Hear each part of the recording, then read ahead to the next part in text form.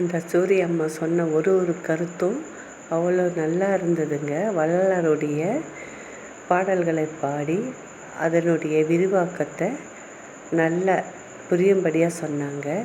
ஒரு திருடனே மனம் மாறி நல் மனிதனாக வாழ்வதுன்றது எவ்வளோ பெரிய கஷ்டம். அந்த கஷ்டத்தை அவர் ஈஸியாக செஞ்சார். வள்ளலார் தூங்கிக் கொண்டிருக்கும்போது ஒரு திருடன் அவருடைய கடுக்கனை திருட வந்திருக்கா.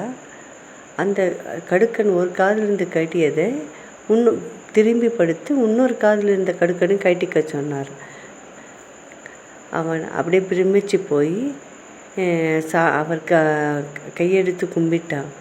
கும்பிட்ட உடனே இவர் சொன்னார், நீ இது வச்சுக்கோ, வச்சு வியாபாரம் செஞ்சு ஏதாவது நல்ல காரியங்கள் செய்ய வேண்டும்னு சொன்னார்.